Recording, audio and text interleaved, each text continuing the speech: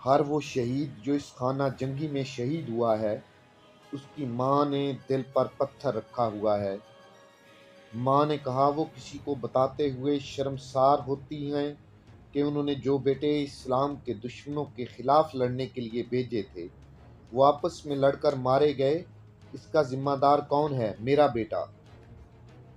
اس وقت وہ بہت چھوٹا تھا ماں، تو میرے پاس رہتا۔ ماں نے کہا اس کا شعور جب بیدار ہو گیا تھا تو میرے پاس آ جاتا، حلب سلطان ایوبی کے حوالے کر دیتا۔ تم چلی جاؤ، تم جلدی چلی جاؤ۔ اگر اسلام کی مائیں جذبات میں الجھ گئیں تو اللہ کی راہ میں کوئی بیٹا شہید نہیں ہوگا۔ میں ممتا کو مار چکی ہوں، ممتا شہید ہو چکی ہے۔ مائیں اپنی بیٹیوں کو یوں رخصت کیا کرتی ہیں۔ ماں، تو میرے پاس رہو۔ ماں نے کہا مگر اس شرط پر کہ میرے سامنے بائی کا کبھی نام نہیں لوگی۔ ماں، یہ ممکن نہیں۔ بیٹی نے کہا جس بائی نے مجھے پالا پلوسا اس کا نام میں کیوں نہیں لوں گی؟ تو اسی کے پاس چلی جاؤ۔ ماں نے کہا تم صلیبیوں کے سائے میں پل کر جوان ہوئی ہو، یہاں کی بیٹیوں کو دیکھو، اسلام کے نام پر جان قربان کرنے کو تیار ہیں۔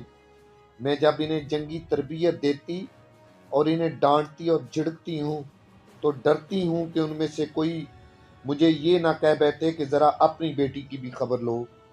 کیا تم اس غلیظ حقیقت کو جھٹلا سکتی ہو کہ میرا بیٹا صلیبیوں کے ساتھ بیٹھ کر شراب پیتا ہے اور اس کے حرم میں صلیبی اور یہودی لڑکیاں ہیں؟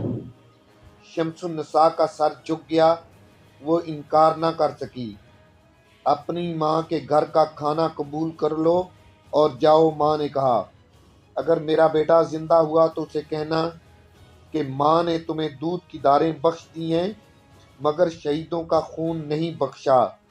اسے کہنا کہ تمہارے سینے میں صلیبیوں کا تیر اتر گیا تو تم سلطنت اسلامیہ کے جھنڈے کے سائے میں گر کر جان دیتے تو تمہاری ماں اڑ کر پہنچتی اور تمہاری لاش کو سینے سے لگا کر دمشق لاتی اور فخر سے کہتی کہ یہ ہے میرے شہید بیٹے کا مزار۔ اب میں کیا کہوں؟ ماں کا فخر بیٹے نے چھین لیا ہے۔ شمس النساء کچھ دیر خاموش کھڑی رہی، اس کا سر جھکا ہوا تھا۔ اس نے سر اٹھایا تو اس کے رخساروں پر گرد کی جو تہ جمی تھی اس میں سے آنسوؤں نے ندی کی طرح راستہ بنا لیا تھا۔ اس نے دوزانوں ہو کر ماں کے کرتے کا دامن پکڑا اور چوما، آنکھوں سے لگایا اور اٹھ کر کہا وہ میرا بھائی ہے، میرے بچپن کا ساتھی ہے، شاید زندہ نہ رہے، میں اس کے پاس ضرور جاؤں گی۔ طبیبوں نے کہہ دیا ہے کہ وہ زندہ نہیں رہ سکے گا۔ میں اس کے کفن دفن کے بعد آپ کے قدموں میں آ بیٹھوں گی۔ کس لیے؟ ماں نے طنزیہ پوچھا۔ اس بچے کو جنم دینے کے لیے جو اللہ کی راہ میں شہید ہوگا، بیٹی نے کہا۔ آپ کے بیٹے کے عوض میں آپ کو ایک بچہ دوں گی جس کی قبر پر پیار سے ہاتھ پھیر کر آپ فخر سے کہہ سکیں گی کہ میرے شہید بیٹے کا مزار ہے۔ میں آؤں گی ماں، میں آؤں گی، میری شادی کا انتظام کر رکھنا۔ میں آنکھیں بند کر کے آئی تھی، آنکھیں کھول کر جا رہی ہوں۔ مجھے اجازت دو کہ بھائی کو اپنے ہاتھوں کفن پہنا سکوں۔ الوداع ماں، الوداع۔ لڑکی جو دبے پاؤں آہستہ آہستہ چلتی اندر آئی تھی، سینہ پھیلا کر، گردن تان کر، لمبے لمبے ڈگ بھرتی کمرے سے نکل گئی۔ رضیہ خاتون اسے دیکھتی رہی۔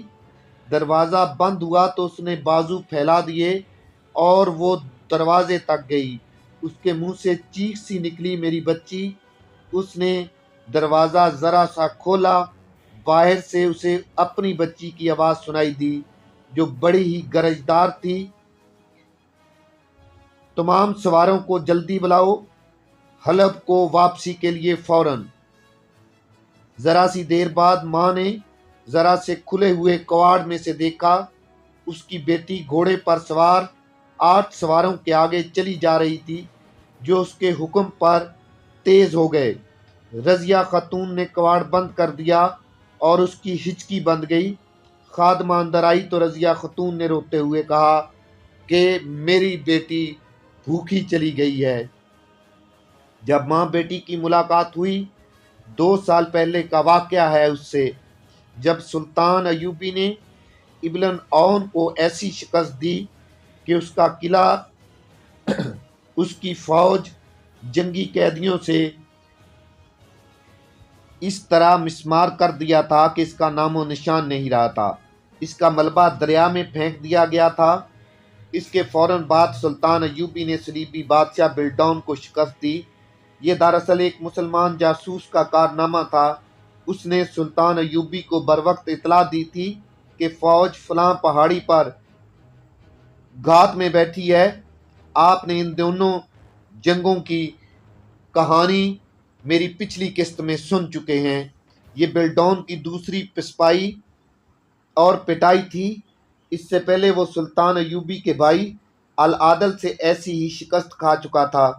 اب سلطان ایوبی نے اسے اٹھنے کے قابل نہیں رہنے دیا تھا، لیکن وہاں وہ اکیلا صلیبی بادشاہ نہیں تھا۔ عالم اسلام میں کئی صلیبی افواج موجود تھیں۔ ان کے حکمران دل سے ایک دوسرے کے خلاف تھے، لیکن ان کا دشمن مشترک تھا، اس لیے وہ ایک دوسرے کی مدد کرتے تھے۔ ہر ایک کے خلاف تھے لیکن آپس میں دشمن کے خلاف اکٹھے تھے۔ اس مقصد کے تحت بلڈون نے اکیلے العادل اور اس کے بعد سلطان ایوبی سے جنگیں لڑی تھیں۔ اس کے پاس فوجی اور وسائل کی کمی نہیں تھی، اس کا اسلحہ بھی برتر تھا، اس کے جانور بھی بہتر تھے، لیکن وہ پھر بھی